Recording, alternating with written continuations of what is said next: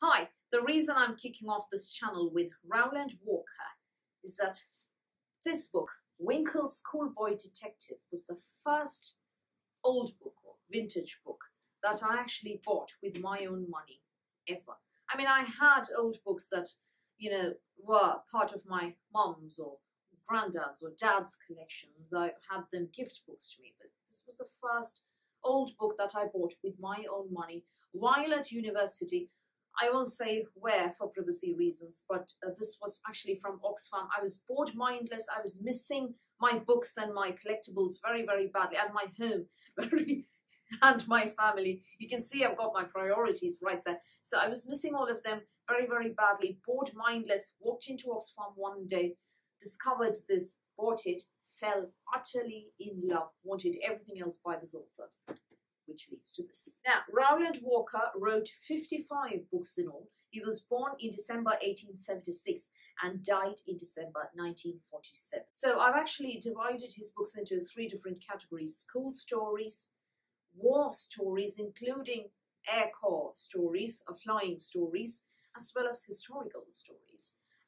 Among the historical stories, one of the historical stories, Under Wolf's Flag, I have moved to war because, although it is history, there's also war in it, so move that. Whatever we do know about Rowland Walker comes from the introduction of his book, The Life and Adventures of Robin Hood. When I was a boy, I lived in an old farmhouse among the dales in Yorkshire, not far from Kirklees Abbey, where bold Robin Hood, the great hero of my childhood, lies buried. I was the youngest of 7 brothers, and night after night, by the great kitchen fire, or after I had been tucked up in my little bed, my big brothers told me over and over again, at my own request, many of the wonderful adventures of Robin Hood, Little John, and the jovial Friar Tuck. Dearer to me than all the other stories were these wonderful tales of the merry men. I could never bring myself to believe in those days that my heroes were dead. One day, however, my brothers took me for a long walk over the hilltop and down to the next valley to visit the ruins of Kirklees Abbey, the old Cistercian nunnery built in 1155, where Robin Hood lies buried. When at last we reached the place, and for the first time I saw the arrow, now made of iron and half buried in the earth over Robin's grave, and the open casement in the abbey wall nearby, my young heart was filled with a grief that was almost inconsolable. We also know that Rowland Walker's father was a police sergeant, and he, that is Rowland Walker himself, joined the Flying Corps during World War I. So there are a number of books that are what I call the war books. Oscar Danby, we see The Flying Schoolgirl. Yes, there are books about girls as well. Travel and adventure books. The Girls of Smoky Hill Ranch, The Limbo Trail, Death Flies High, and so on. But if I talk about all 55 books in one video, we'll be here all week. So what I'm going to do today is talk about the school stories and the historical stories alone, and leave these wonderful war-based and adventure-based fiction for another video. Now, Rowland Walker's first book, written in 1909, was The Romance of an Old Manor House. Beautiful cover there. That's the frontispiece. It follows the adventures of Jack Rydale, who lives in a 500-year-old manor house. His father loses his fortune, and this lad, Jack, has to move to a London office where he's not happy. But eventually he rises to the position of partner, gets the money back, and gets married. There is a certain autobiographical element to this book. The thing is, we're not sure how far it is there because not much is known about Rowland Walker after all. If you've read the war books, the adventure stories, the school stories, the writing style is very different. I think there's more, that is partly where the autobiographical element comes in. There's more reflection. Rowland Walker's writing style is generally, with all these other books, very readable. You turn the pages turn themselves. In this case, it's a very serious book. It's possibly the most serious book that he's written. And another thing that I find in Rowland Walker's books is, the opening line is always, it reels you in. In this case, it was, yes, for more than 5 centuries, the old mansion has stood there. That's the opening line, and it did really reel me in, I read out some of the other opening lines when I talk about those books, so you can tell the difference. Now, very quickly, before I start with the school stories, 2 of the historical story collections, The Life and Adventures of Robin Hood, Stories of British History. This is obviously very self-explanatory, Robin Hood. There is also one more collection, Sea Stories, which my Gramps has borrowed to read. I hope I see that book in future, because although my Gramps is absolutely brilliant, he has this habit of late of being unable to tell which book belongs to him and which book belongs to me, or somebody else he's borrowed from. So last New Year he ended up giving my favorite edition of Les Miserables, my copy, to another granddaughter of his, and the resulting mess, when I intervened and said that the book was mine and I wasn't willing to give away that edition because that edition wasn't available, was so bad that I doubt my cousin has ever forgiven me or ever will. But that's Gramps for you. So Sea Stories, coming along with Oscar Danby VC, Blake of Merchant Service, Jeff Fly's High Industrial of Flying Corps, and so on. Now, the second one is Stories of British History. So obviously this book deals with Boadicea, the Venerable Bede, the Lionheart, Sir Francis Drake, Admiral Blake, Sir Isaac Newton, Robert Clive, Bonnie Prince Charlie, Captain Cook, Nelson, the Duke of Wellington, Florence Nightingale, David Livingstone, Sir Walter Raleigh, and Jamie Wolfe. Basically, it is the exploits of these heroes, as it were. There are 8 colour plates in here. Look at that frontispiece. This is typical, of the time. All the natives bowing down to Captain Cook in Hawaii. Look at that. Let's talk about Clive here for a second. You can see the jingoism even. I don't want to say patriotism. The jingoism in some of these. Young Clive, the idle schoolboy, had added a new kingdom to the empire. He had given to his country that land of fabled wealth and beauty, India, the richest jewel in the British crown. Obviously, this was the time of the peak of the British Empire, and this attitude was only to be expected. It was very prevalent at the time. And in case you haven't noticed from my skin color, features, name, or anything else, my ethnicity is definitely South Asian, Indian to be specific. But, I'm not going to have a go and say this is the worst author on the planet. I'm not. He's not. His writing style is good. I judge by writing style and nothing else, because content depends on the prevalent attitudes of the time. And as I told you in my introductory video, there are negative aspects that you will come across in vintage or antiquarian books, and you cannot say that that's horrible and all these books should be burnt as a result. Nor can you say that they're perfect. It's just read them. I like looking at these things objectively. It is what it is. It is how it was. So that bit of unpleasantness out of the way, let's move on to the school stories. So there are some common factors in Rowland Walker's school stories, and I'll tell you what they are. The setting is a boarding school. Posh, elitist. Harry Potter was set in a boarding school. Obviously, possibly because it was a magic school, and I dare say there were, scholarships or, no fees charged from the Weasleys and so on. It wasn't regarded, or maybe because it was magic, maybe because it was all fantasy. No one thought Hogwarts was elitist and posh. But these are definitely elitist and posh, which is the reason these books haven't really endured, because that sort of posh boarding school genres, doesn't appeal anymore. So other common factors. The protagonist, academics are not among our heroes' strongest suits, especially Latin. He's always a duff at Latin. On the other hand, our hero is athletic. He's often a new boy. There are exceptions, I'll tell you about this. But, more often than not, he's a new boy. And then he takes over the leadership of the form. He's usually in the 4th form or the lower 5th.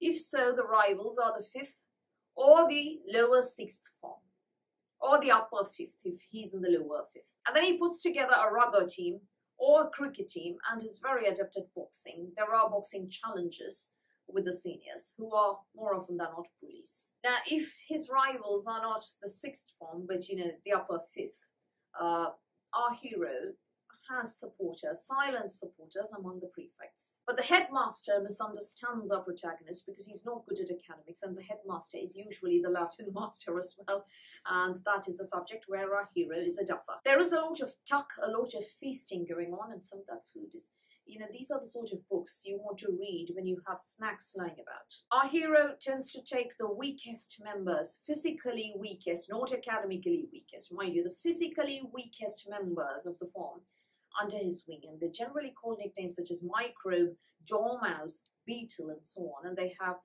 a huge interest not only in Latin but also in science. The hero challenges either a rival school or the senior team to intra-school matches, and although there may be losses at first, in general, obviously, all's well that ends well. It all ends happily for our hero. And then he ends up either saving a life or solving a mystery, winning a match, taking over leadership. So these are the people who are leaders among boys who grow up to become leaders among men. Our hero generally has a famous uncle or other relation who turns up at some point or the other. And on the whole, while it is quite clear that the hero dislikes sports, thereby Rowland Walker as well, possibly, some of those heroes show academic brilliance.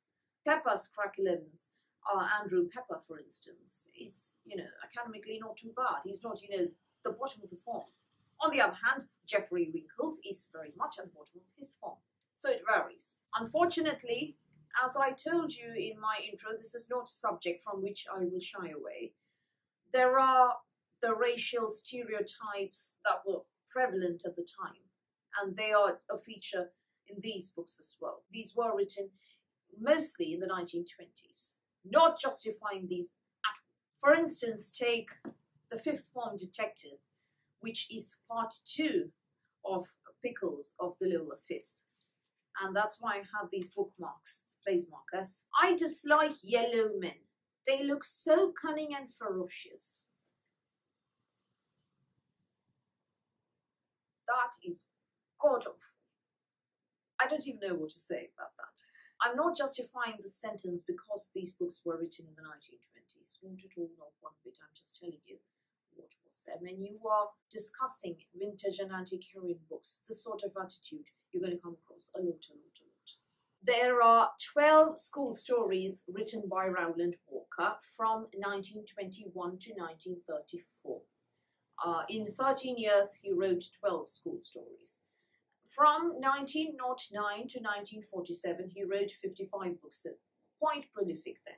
Now, the first ever school story written by Rowland Walker was published in 1921 and is called Pickles of the Lower Fifth. It is also the only book, the only school story that actually has a sequel. The sequel is called The Fifth Form Detective.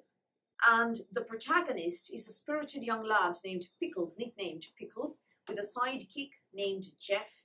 It follows their mad japes. So basically Pickles has adventures, saves lives and so on. This is why Rowland Walker likes sort of focusing on the lower fifth or, you know, the fourth, rather than, you know, upper forms or even lower forms such as the third. Opening line, if Pickles hated Latin and maths, it wasn't entirely his fault. That reels me in.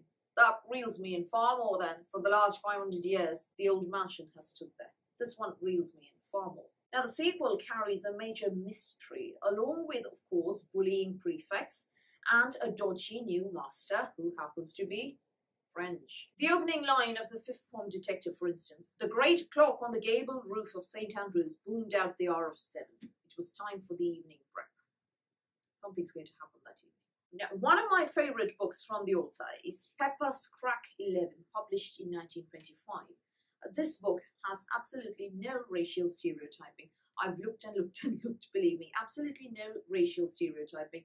No, I mean, despite the dated language and the boarding school atmosphere, this is a book that wouldn't be bad today. You know, this is a book that I would pass on to any progeny that I may have and say, go on, read this. It's nice. Not, you know, irrelevant, not, you know, racist, not xenophobic. No problem, not problematic at all here. And the opening sentence is, when Master Andrew Pepper, the mischievous youth with a freckled face, twinkling eyes and sandy locks, arrived at Ringwood, his innocent young heart was sorely troubled. Our hero, Andrew Pepper, obviously from the title Crack 11, as well as that cover image, it is quite clear that he puts together a cricket team. There's also a criminal hunt and a famous uncle and an epic cricket match.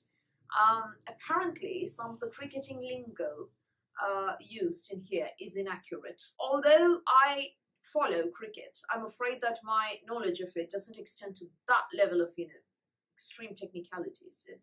I haven't been able to pinpoint the errors, but apparently there are a couple of errors in the description of the cricketing jargon, the cricketing technicalities. So yeah. Now, this copy of Winkle's Schoolboy Detective is not the copy that I found in Oxford while at university.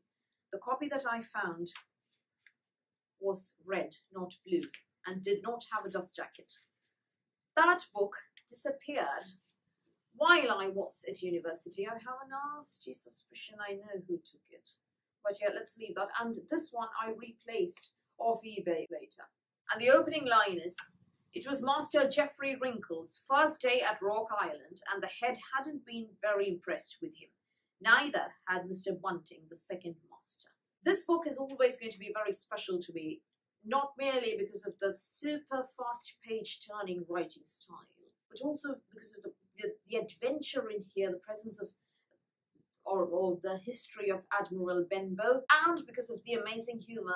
And when I was low and missing my home and my family and all the gorgeous books in my collection, this one, the humor, Tom J, and their parade in pajamas, that absolutely finished me. So this book has cheered me up no end, and it will remain a very, very special book for me. And this is another book where there is absolutely no racist attitude whatsoever. None at all.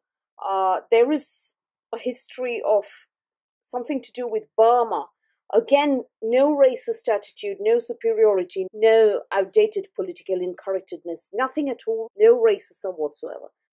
Another favourite with little racism in there is The Lion's Whelp at School, published in 1927. Protagonist Anthony Welton, son of a traveller and a colonel of the Empire. So he basically buys a donkey and arrives late to school. And he encounters the bullying up of farm people, and he also takes the weaker members of his farm under his wing. But despite the common plot elements, this is very, very, very readable, and there's a very clever twist at the end. I'm not going to tell you what the twist is and spoil the book for you. I'm not going to give away spoilers for any book on this channel, and the opening line just punches you in the face. Some boys tread very softly when they make their first appearance at a new school. A few have even been known to shed tears, while most youths are usually a trifle nervous. There's always a shakedown with a new set, and that appalling interview with the head, who may be either fierce or as gentle as a lamb. Again, The Lion's Whelp at School has no racial stereotyping. So as I said, this isn't something that you find in every book by Rowland Walker.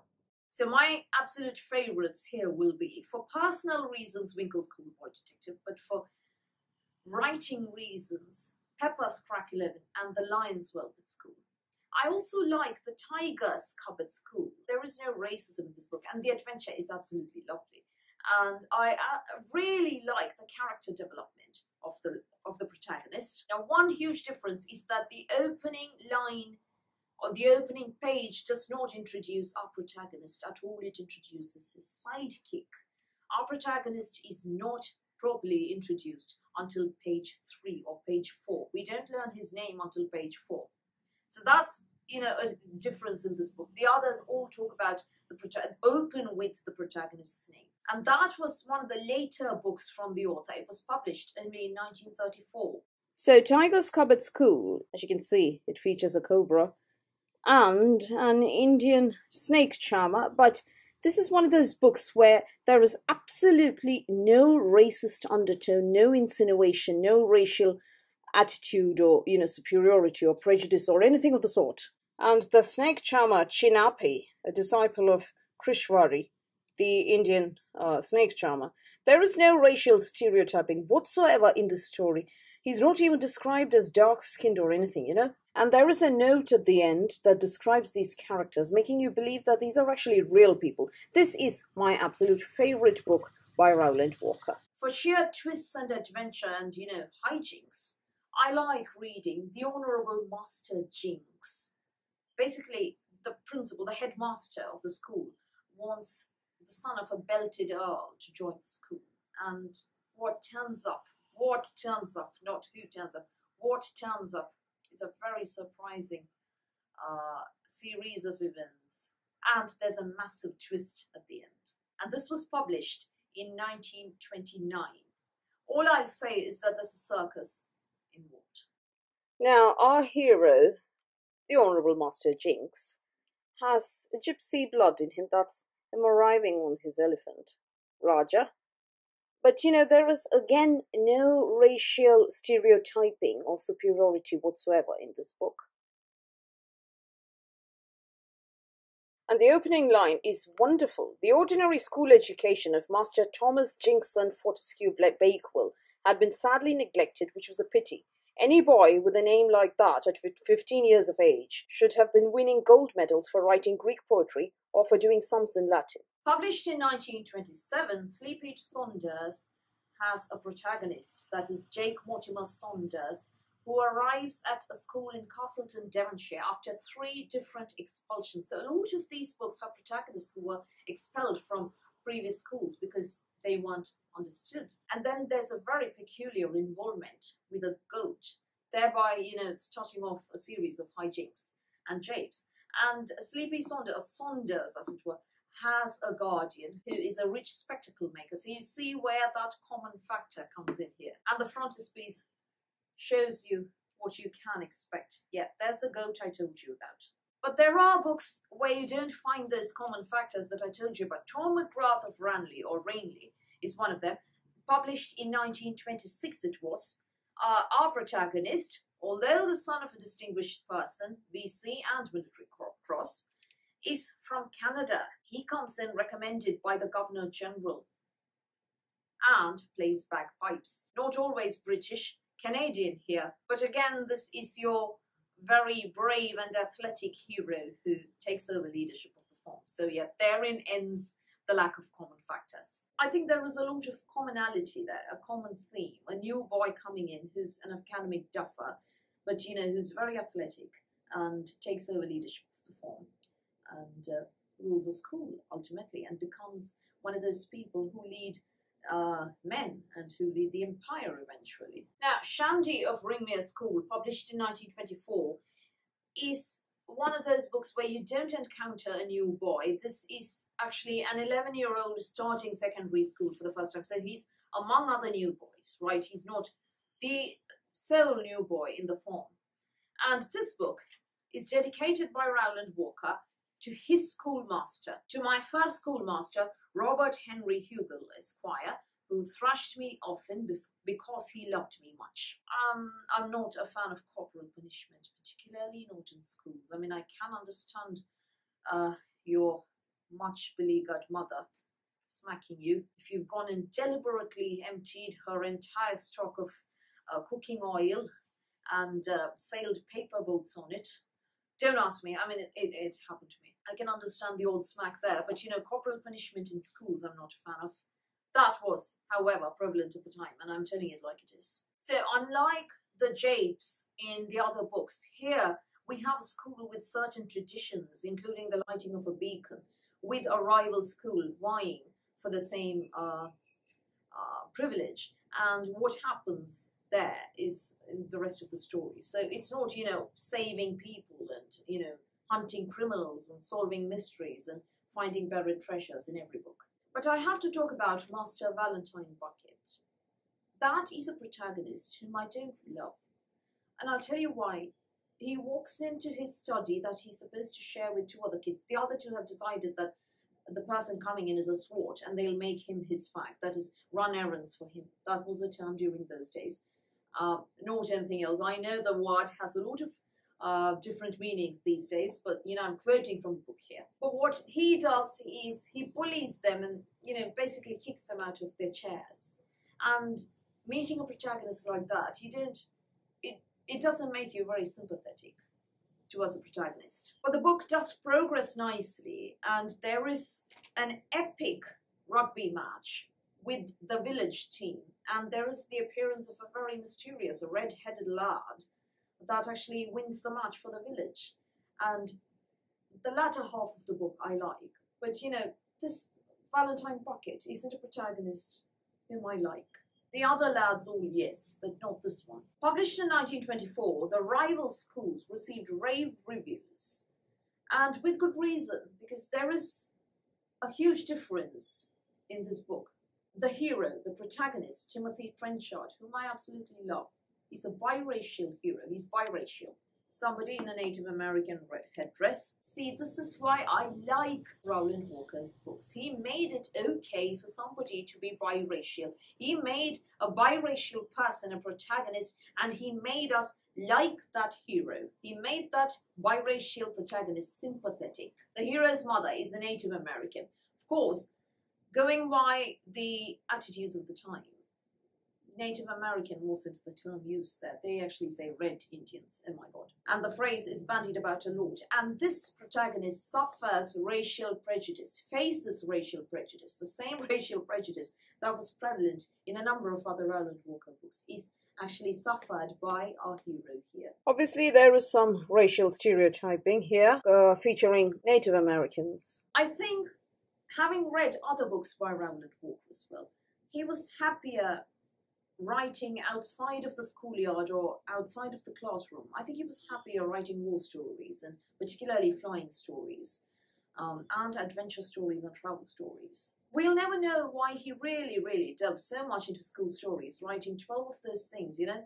But one huge feature, apart from the readability, the sheer page-turning delightfulness and those delicious meals, you know, apart from that, one huge feature is the humor. Easy humor, and you will laugh out aloud. Situational humor, you know, this isn't, and at the same time, it's not slapstick, you know, it's not vulgar, it's not crude, it's not schoolboy humor, it is easy humor. And because of how readable these are, time flies when you're reading these books. And yes, I agree, there are racial prejudices of the time prevalent in most of these books, and the elite environment of the boarding school may not, you know, make the protagonist feel very accessible. On the other hand, because, you know, these are not lads who can declaim Ovid or, you know, Cicero, Horace. These are your everyday lads with a sense of adventure, with massive amounts of curiosity. These are very human lads. These are sensitive lads who are blessed with enormous leadership skills. So while the boarding school atmosphere makes it seem, you know, otherworldly and inaccessible, the very human quality of these lads and how likeable they are, most protagonists, there are a couple I don't like, makes these books worth reading. So, do I recommend them? Yes, absolutely. Keeping an open mind, I would say definitely read them. If you have read the war books by Rowland Walker, coming up in another video, I think you'll notice a huge difference between those and the school stories. These are definitely not serious, very light-hearted, very humorous. On the other hand, the war books, there is a certain serious element to them. But I wanted to tell you that Rowland Walker was not just somebody who wrote a lot of stories about, you know, flying officers and, you know, air warfare. I wanted to show you his school stories and, you know, tell you what was common in them and what made him stand out as a school story writer, and what books, what school stories of his I personally like. So I hope you enjoyed watching this video. Do tell me your thoughts in the comments below. So do give me a thumbs up, do subscribe to my channel, do hit the notifications bell to stay updated, and I'll speak to you next Sunday.